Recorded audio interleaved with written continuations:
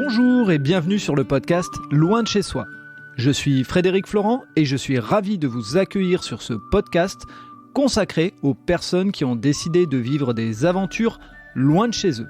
Cette semaine, c'est un épisode consacré à Teddy, notre serial voyageur, qui se lance dans un tour du monde au long cours après de nombreux voyages dans les différentes parties de la planète. Je vous laisse avec Teddy, très bonne écoute. Eh bien, on est dans notre petit rituel du dimanche après-midi, enfin dimanche fin de journée pour moi, dimanche début d'après-midi pour toi, si je me trompe pas. C'est exactement ça. Et quelle heure pour toi ? Il est 11h, il est 11h15 ici. Ah ouais, et même fin de matinée, on va dire. 11h15, voilà. Et donc pour moi, 18h et des patates aussi, pas loin. Salut Teddy. Salut Fred, salut tout le monde. Eh bien aujourd'hui, on a un épisode spécial, si je ne me trompe pas, enregistré, un épisode plutôt d'aventurier, dont... Alors là, je suis pas dans la découverte aujourd'hui.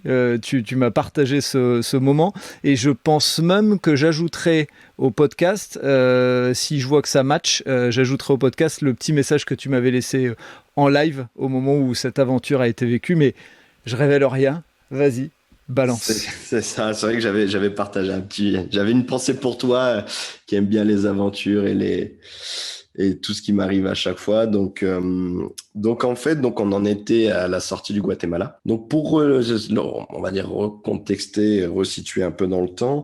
Donc moi, je suis rentré au Mexique le 26 août. Je suis sorti du Mexique le 25 janvier. Et j'avais un délai, on va dire, d'un peu plus d'un mois puisque je devais rejoindre une amie au Costa Rica le 27 février. Donc en gros, quand je suis sorti du Mexique le 25 janvier, j'avais un peu plus d'un mois pour traverser. L'idée, c'était de traverser Guatemala, Belize, Guatemala, Salvador et Honduras. Donc, comme j'ai un peu traîné au Guatemala, j'ai pris la décision de zapper un peu de zapper tout simplement le Salvador et le Honduras. Parce que le but, c'était pas de faire ça... dans la précipitation et d'aller directement au Nicaragua. Donc, à la fin de mon périple au Guatemala, où je suis arrivé à la capitale et j'ai passé 2 jours avec la famille qui m'avait accueilli. Donc, j'avais réservé un bus directement pour aller au Nicaragua et me rapprocher du Costa Rica. Donc là, ça serait un bus de nuit et de jour, d'ailleurs, parce que c'était un peu plus de 17 heures de voyage. Donc, j'avais pris cette option parce que les vols directement, en fait, du Guatemala au Nicaragua étaient hors de prix. Donc, je me suis dit, bon, ça peut être une aventure, je dors dans le bus, c'est un bon bus de voyage, donc il y aura aucun souci. En sachant que pour arriver au Nicaragua, il fallait un test PCR. Et moi, j'avais fait le test PCR, non pas à la capitale avant de partir, mais à l'île d'Atitlan, au lac d'Atitlan, au lac d'Atitlan avant de rejoindre la capitale. Et donc, tu dois rentrer dans les 3 jours suivants au Nicaragua. Donc, moi, je suis resté 2 jours... on va dire 2 nuits, 1 nuit et demie donc avec la famille. Donc, je me suis dit, je suis large au niveau du délai. Donc, j'ai réservé mon bus. Donc, c'était départ, si je dis pas de bêtises, c'était départ 10h au soir pour arriver au Nicaragua le lendemain vers 17h. On va dire ça à peu près. C'est le délai, sachant que là-bas, ils te donnent 1 heure et les longs trajets, c'est très variable. Surtout donc, c'était prévu de passer la frontière du Salvador. Donc, Guatemala, Salvador, Honduras et Honduras, Nicaragua. Donc, j'avais réservé, moi qui n'aime pas réserver les hôtels à l'avance maintenant, avec les expériences que j'ai eues, maintenant, je réserve toujours un hôtel pour les passages de frontières. Donc, sachant comme c'est un bus transfrontalier, c'est juste, il y a un passage de frontière, mais il n'y a pas de descente, de changement de bus, rien. Donc, je suis parti à 10h au soir, donc prendre mon bus. Donc, j'avais à peu près 3 heures de route pour arriver à la frontière Salvador. Donc, c'est toujours un moment un peu stressant, surtout qu'on m'a dit que cette frontière-là, elles sont assez dangereuses, à éviter de traverser de nuit. Donc, moi, je l'ai traversé de nuit, mais comme c'est un bus, je me suis dit, comme c'est un bus de voyage, je me suis dit, il doit pas y avoir de problème. Donc, on arrive avec le bus côté Guatemala. On me tamponne mon passeport. Donc, voilà, on fait le tampon de sortie, donc aucun problème. Ensuite, on traverse donc un pont pour rejoindre la frontière côté Salvador. Donc là, on nous dit de pas descendre du bus et qu'il y a directement un agent qui va monter récupérer les passeports. Donc là, c'est toujours un peu, tu fais confiance parce qu'avec tout ce qu'on entend, c'est dans ces pays, la corruption, tout ça. Donc, ça te fait un peu peur de voir un agent qui rentre dans le bus à une frontière dans la nuit, qui prend ton passeport et qui sort. Et tu regardes dehors, il y a tous les bagages, il y a quelqu'un qui vérifie les bagages aussi. Donc, il fait nuit, il y a personne dehors. C'est une situation un peu, ça peut être vite angoissant, on va dire, pour celui qui n'a pas l'habitude. Bon, moi, j'étais un peu stressé, mais j'étais serein, quoi. Je me suis dit, je suis dans les règles, il n'y a aucun souci.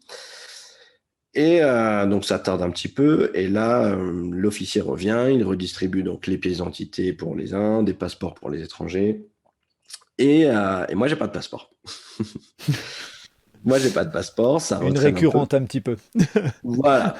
Donc là, ça commence à stresser un peu. Je me dis, qu'est-ce qui va m'arriver encore? Vu toutes les aventures qui m'arrivent à chaque fois, je me dis, qu'est-ce qui est encore en train de se passer? Parce que vraiment, je vois qu'il a rendu à tout le monde et pas moi, quoi. Donc, j'attends. Ça traîne un peu. Et là, il doit être à peu près minuit et demi, 1h au matin, quelque chose comme ça. Et donc là, l'agent revient et me dit il me demande si c'est moi Teddy. Je dis oui. Il me dit tu peux descendre du bus. Je me suis dit, qu'est-ce qui se passe encore?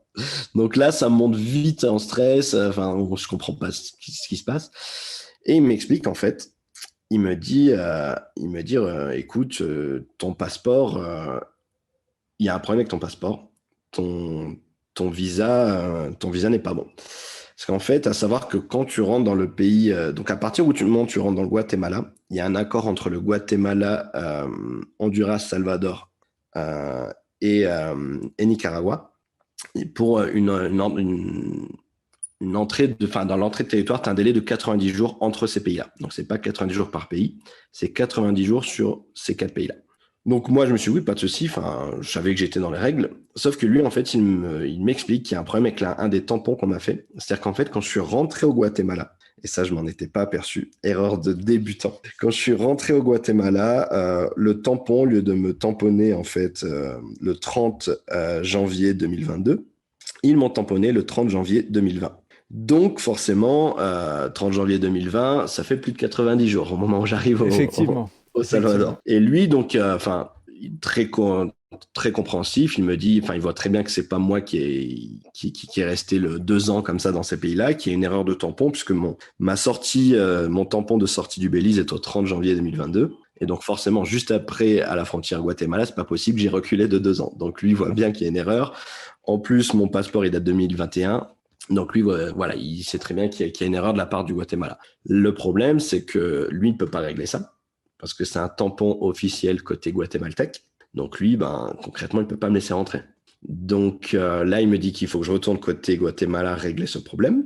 Sauf que du coup, je parle avec lui et le chauffeur de bus. Donc moi, je demande au chauffeur de bus si on peut faire demi-tour, juste au côté Guatemala. Je me dis, bon, ça va être réglé tout de suite. Et là, il me dit non, il lui fera pas demi-tour. Donc, ça discute entre nous trois. Je vois qu'ils se parlent entre eux un peu vite, de manière confuse. Ils me disent pas vraiment les choses. Donc là, je leur dis, écoutez, dites-moi les choses concrètement. Qu'est-ce que je dois faire? Qu'est-ce qui se passe? Et il me dit, moi, je retourne pas côté Guatemala. Donc, en gros, tu peux y aller à pied. On te donne 10 minutes et on t'attend là. Et là, l'officier, en fait, très honnête, très transparent avec moi, il me dit, je te laisserai pas y aller à pied parce qu'en gros, tu risques de soit te faire dépouiller ou de disparaître. Concrètement. Les deux solutions sont hyper intéressantes l'une comme l'autre entre guillemets. C'est ça. Donc lui, en même temps, j'ai apprécié son honnêteté parce qu'il me dit, bien.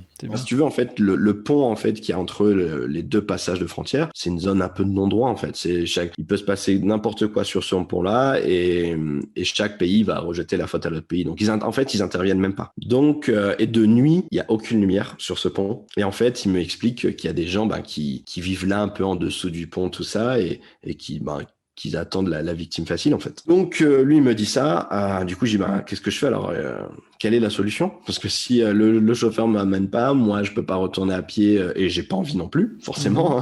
Forcément ça va de soi. Je vais pas m'aventurer. Donc il me dit écoute, tu peux rester là avec moi et tu repars au matin. Au matin quand il fait jour, ce sera plus, voilà, il y aura plus de trafic puisque là la frontière est fermée jusqu'à 5h au matin. Ok, tu pourras traverser le pont avec plus de sécurité, entre guillemets, quand il fera jour. Voilà, il y aura du mouvement, il y aura des voitures qui passent. Il me dit, là, tu peux passer à pied, ou même il y a des tuk-tuk, en fait, qui font l'aller-retour juste sur le pont. Il me dit, honnêtement, ça vaut même le coup que tu payes le tuk-tuk, même si c'est pour 1 minute, mais au moins, voilà, t'es plus en sécurité, on va dire. Donc, je dis, bah, écoutez, j'ai pas le choix. Alors là, moi, du coup, dans ma tête, ça va vite.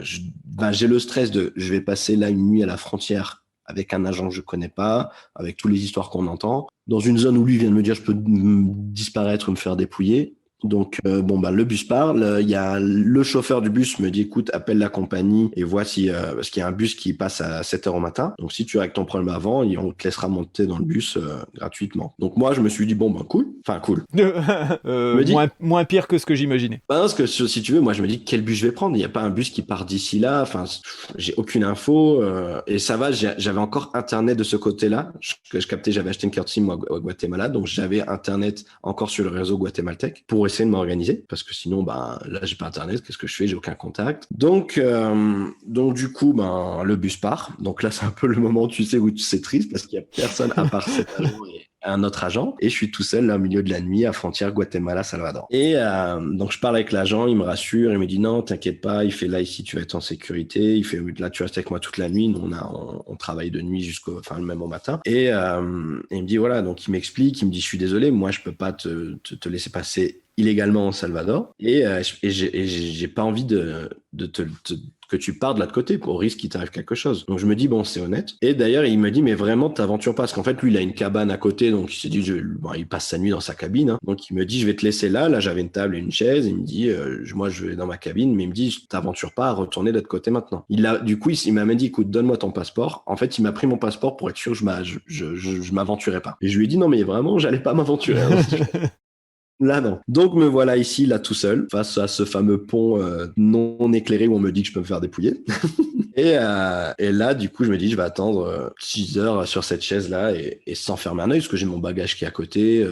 Enfin, voilà, il n'y a rien qui me dit que je suis en sécurité, j'ai aucune garantie, c'est la première fois que je passe là. Donc, je me dis, les heures vont être longues. Donc là, je sais plus, je t'ai envoyé un message d'ailleurs de là ou alors le lendemain après. Non, t'étais sur place, si je me trompe J'étais pas. sur place, hein, c'est Je ça. pense que t'étais sur place. Ouais. C'est ça. Donc, je t'ai envoyé un message là. J'en ai profité du coup parce que sur le coup, je voulais pas prévenir ma famille pour les inquiéter, mais je me suis dit, on sait jamais s'il arrive quelque chose. Au moins, qu'ils sachent que voilà, je suis là, je suis à cet endroit-là. Donc, j'ai appelé mon oncle, ma mère, il me semble aussi, mon père. Enfin, je parlais un peu. Du coup, puis ça m'a occupé aussi, quoi, histoire de parler un peu avec des gens. Puis ça rassure un peu. T'es en contact avec des gens, donc ça fait du bien. Donc, la nuit est longue et là, par contre, je me dis, qu'est-ce que je fais parce que mon test PCR, est-ce qu'il sera encore valable? Bon, là, je me dis à 7 heures au matin, si j'ai le bus, il n'y a aucun souci, j'aurai encore mon test. Ça va juste décaler ma nuit d'hôtel, donc je change mes plans, j'annule un hôtel. Il y en a un, je peux pas annuler, donc c'est une nuit de perdue.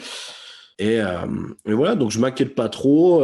Je suis un peu stressé de la nuit. Hein, la nuit est longue, j'ai l'œil très vif, on va dire. Je regarde à droite, à gauche.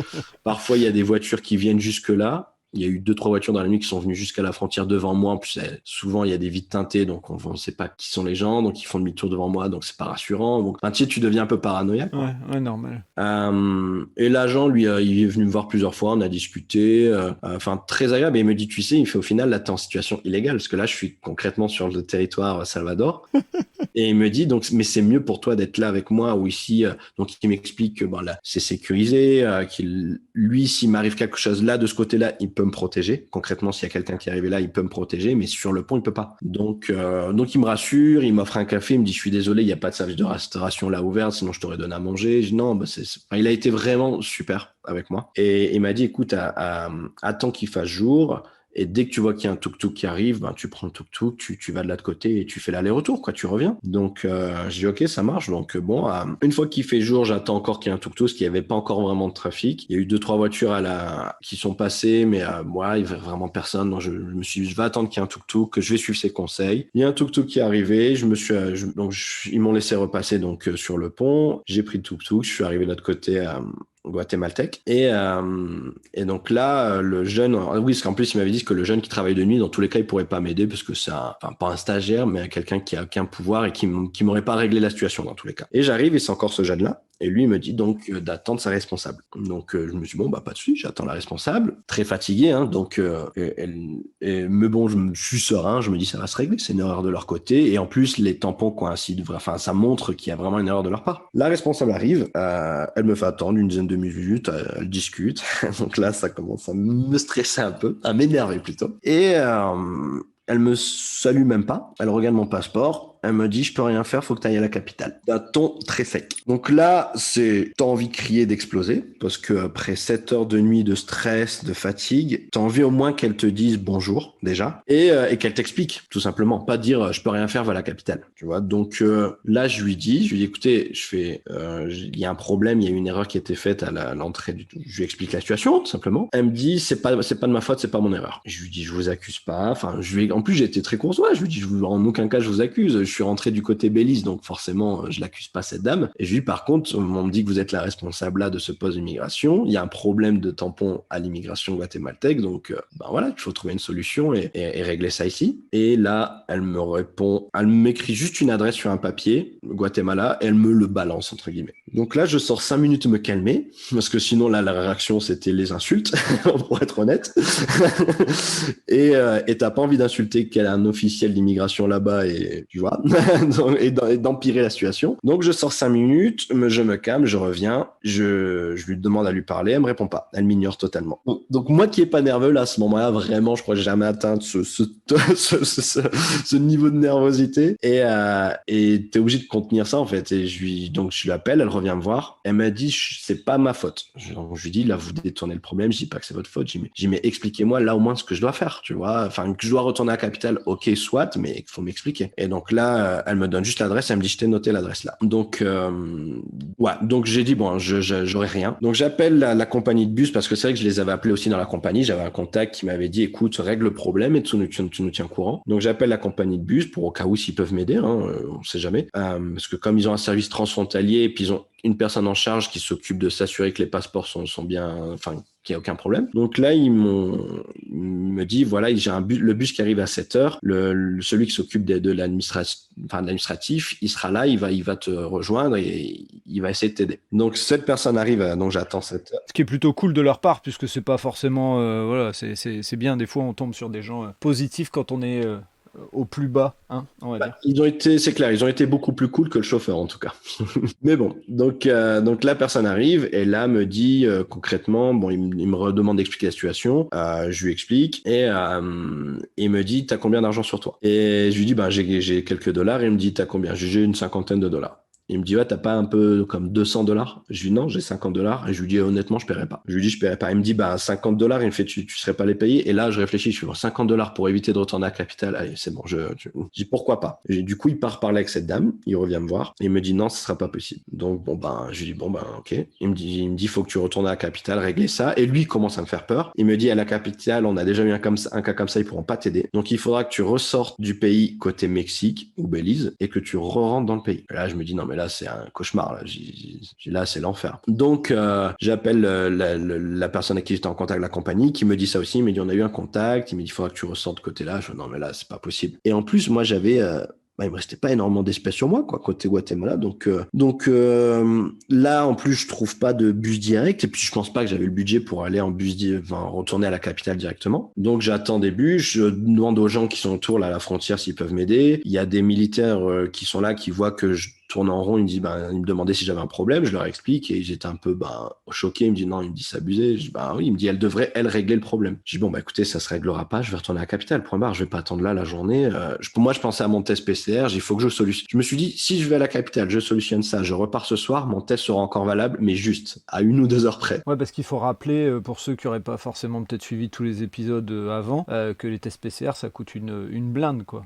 Là, au Guatemala, j'avais payé $100. Ah, oui, voilà, donc je comprends ton envie de régler ça avant. C'est ça, donc je retrouve du coup des bus locaux, donc là on m'explique les bus, les bus locaux. Donc là, c'est les chicken bus, comme j'avais parlé dans l'épisode précédent. Et on me dit, il va falloir changer 2 fois de chicken bus. Voilà, je pars sur un périple pour retourner à la capitale. Je contacte du coup la fille qui m'avait hébergé avec sa famille pour lui expliquer tout ça, lui expliquer le problème. Donc elle me dit, écoute, si t'as besoin, repasse à la maison. Je lui explique, je vais venir passer à la maison, déposer au moins mon sac, tout ça, et aller à l'immigration directement, pas traîner, quoi.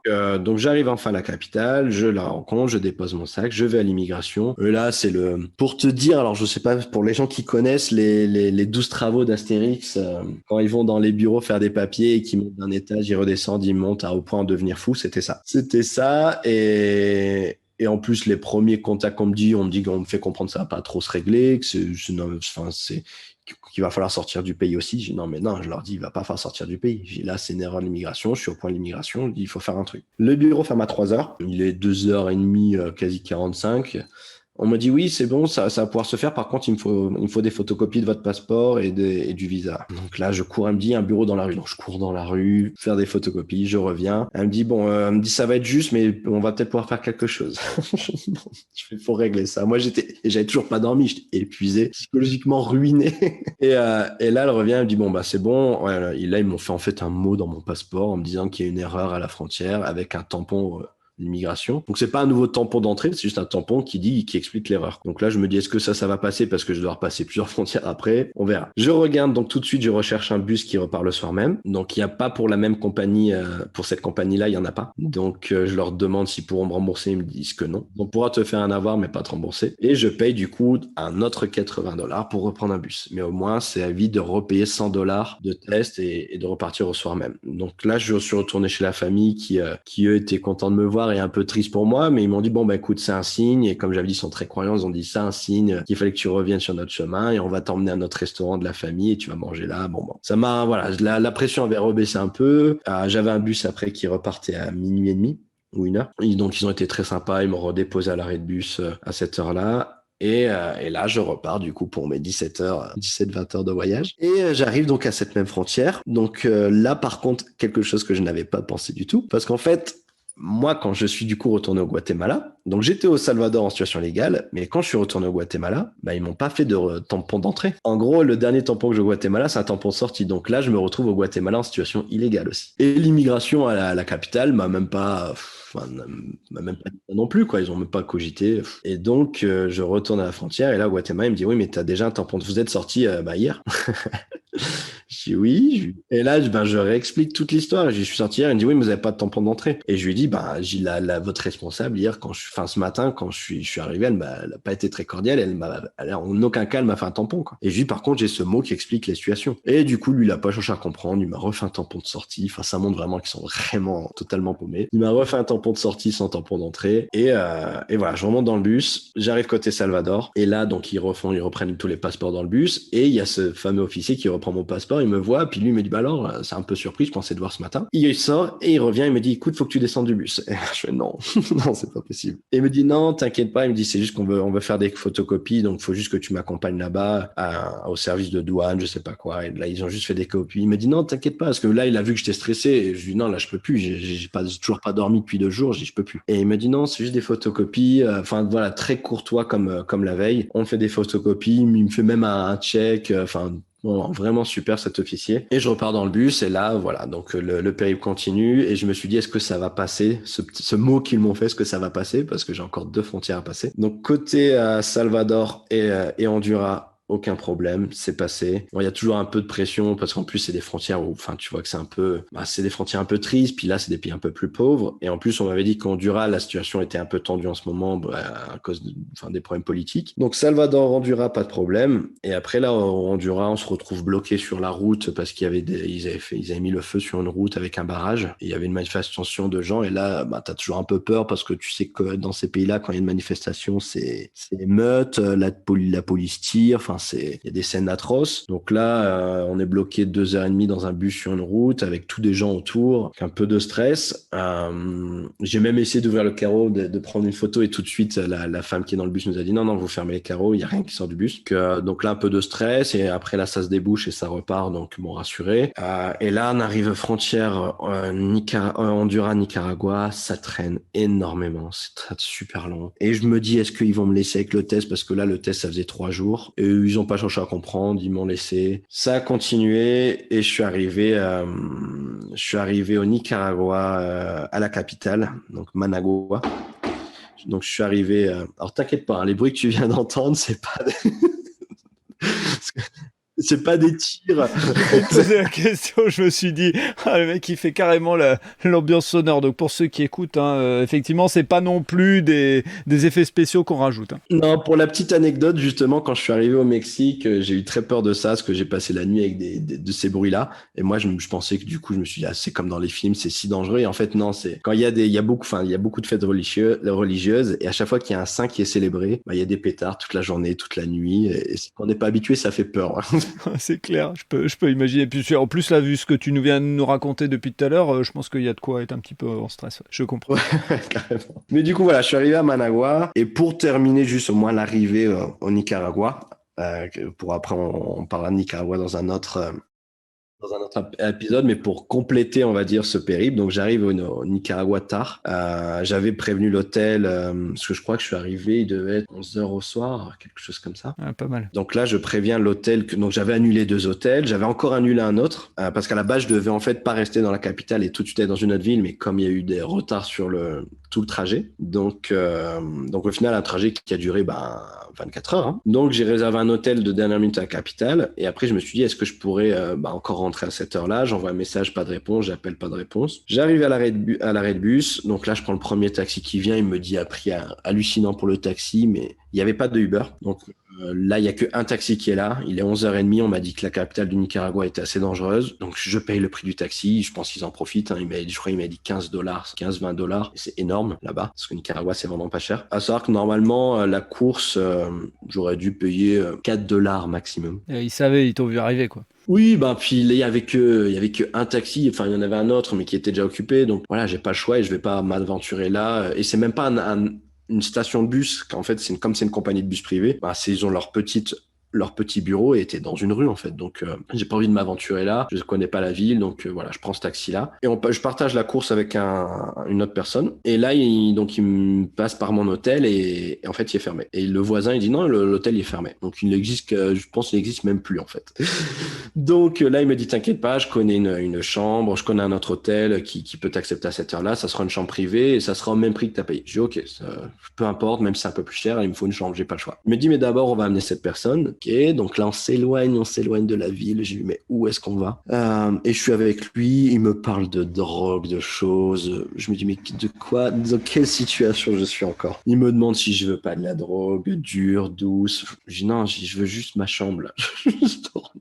Il faut me laisser tranquille. Il m'amène à un autre hôtel, donc là il est quasiment minuit. Non, il y a plus de place. Il me dit t'inquiète pas, il y en a un autre. J'arrive à un autre, il me dit il y a une place. Le prix je le trouve un peu cher, mais tant pis, là j'ai pas le choix, il faut que je paye. Et voilà, et je suis enfin arrivé dans une chambre au Nicaragua. Mon Dieu, quelle aventure! Quelle aventure! Wouh!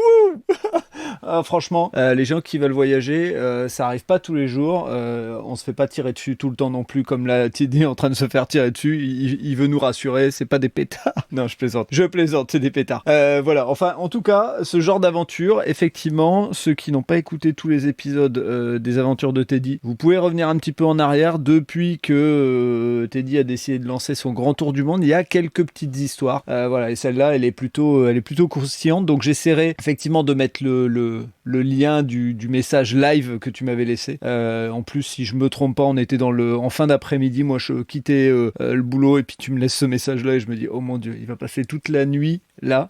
Enfin bref, c'était plutôt lunaire comme situation. Et c'est ça. Puis surtout que c'est des pays qui ont la réputation d'être dans les plus dangereux du monde. Honduras, Salvador, c'est un des pays avec les taux de criminalité les plus élevés. Donc passer la nuit là, aux frontières où c'est les zones justement de non-droit où il peut se passer n'importe quoi, c'était l'angoisse totale. C'est vraiment tout ce que je redoutais au final. Et c'est là où ça m'arrive. Donc voilà, donc mon petit conseil, c'est ne pensez pas que quand on vous tamponne le passeport, c'est bon. Il faut bien regarder chaque jour, mois, date. Tu as raison et c'est une très bonne leçon entre guillemets que tu donnes à tout le monde. C'est quand on voyage dans des pays, puis je dirais dans tous les pays, parce que ce que tu viens de raconter sur l'administration, c'est transposable pratiquement dans tous les pays. Pour ceux qui écoutent Loin de chez soi, vous allez bientôt avoir un épisode, si je me trompe pas, je le dis comme ça de tête, mais ça va être l'épisode 20 de Jimmy où Mathilde, elle raconte un truc par rapport à son arrivée au Canada, donc qui est un pays plutôt, on va dire, développé un peu comme la France, et elle a aussi des problématiques. Donc voilà, tout ça fait que ça existe dans tous les pays, donc au plus vous pouvez faire attention, au mieux c'est. Eh ben écoute Teddy, on va s'arrêter là pour cet épisode, cette belle aventure plein de frissons, et puis on va se retrouver dans un prochain épisode pour parler cette fois un peu du Nicaragua et puis d'autres choses en fonction de ce que tu as raconté. Ça marche. Salut Fred, merci à toi et puis merci à tout le monde. À très bientôt. Voilà, c'est terminé pour cet épisode. Si vous avez aimé ce moment de partage, n'hésitez pas à laisser un commentaire sur votre plateforme d'écoute et surtout, abonnez-vous au podcast Loin de chez soi. Je vous dis à très bientôt pour un prochain épisode.